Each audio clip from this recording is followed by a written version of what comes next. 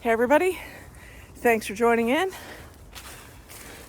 I'm going to continue on this trail and share with you another point of interest. Okay, so on this basic instructions before leaving Earth, the Bible, and what the Bible teaches us, I want to highlight a little bit about money.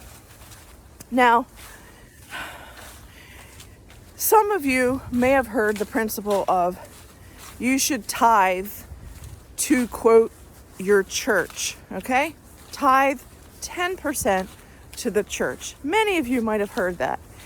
And in modern day practice, probably what you might have seen is you might say, well, I go to church on Sunday and I put 10% of my income in the basket for the church that I go to.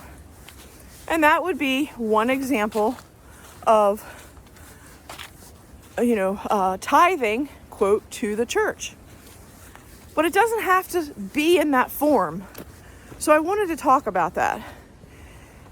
The church is the people, okay? It's not the building. It's not the electricity to have the people come physically to the building. The church is about the people.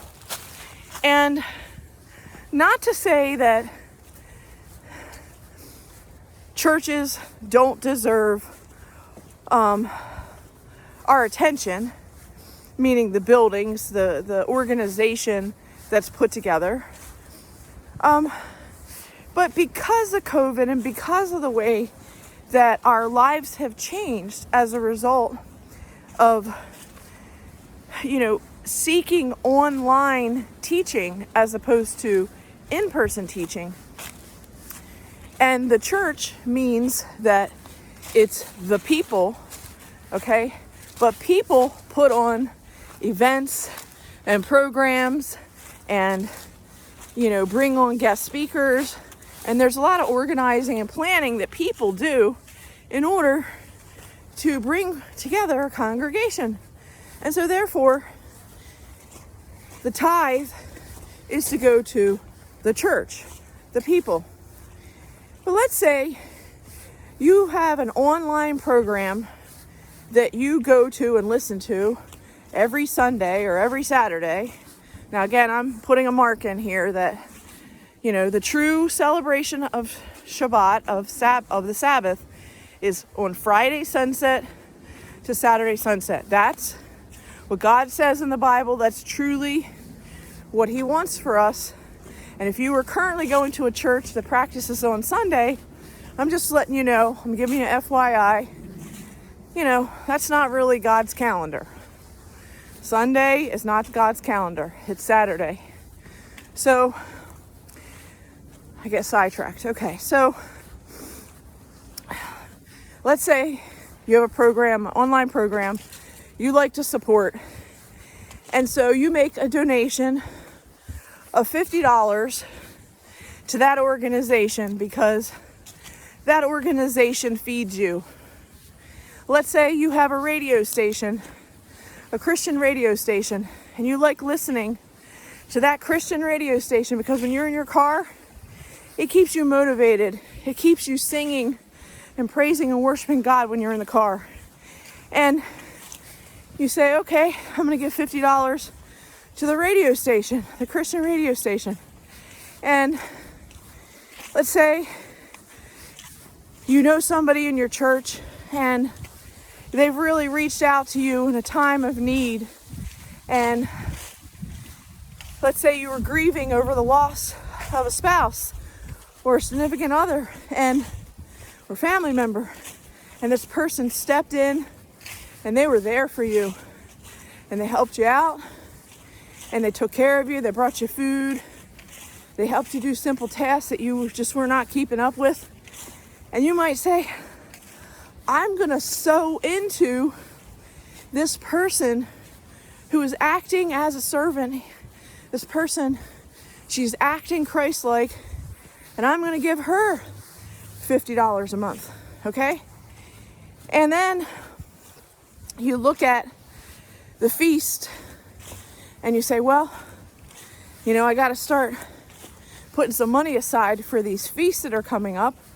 So I'm going to put $50 a month in a separate bank account or a separate cash envelope for the feasts, so that I'm prepared to have money specifically for the feast when I need to travel, when I need to buy food, etc. So the point is, those 4 avenues, and I'm just giving you an example, total $200, okay? But in this case that I'm giving you an example, that whole $200 did not go to that main church building that you go once a week to your church, physical building, okay? It didn't all go there. In this example, it was split up among the variety of people that are nourishing and feeding that individual. So in my case, that might be how I spend my $200 tithe towards the people that I deem helpers of me on my journey, okay? So what I'm trying to get you to see is, if you feel uncomfortable giving all your money to one particular organization, then you can split it up. And the next month you can alternate. Let's say you really like a message in the month of, January that you receive from this one organization online. You can pay them $50 that month. The next month, in February, you can give that same $50 to a completely different organization. You don't have to keep giving to the same exact place, because life is changeable and your energy and how God is leading you may change, okay? So I just wanted to encourage you that with tithing for the Lord, that you may want to split it up in different categories instead of lump summing it into one category and only feeding that one source, when you could be feeding all those other little sources. And believe me, some of these nonprofit organizations can really use your help.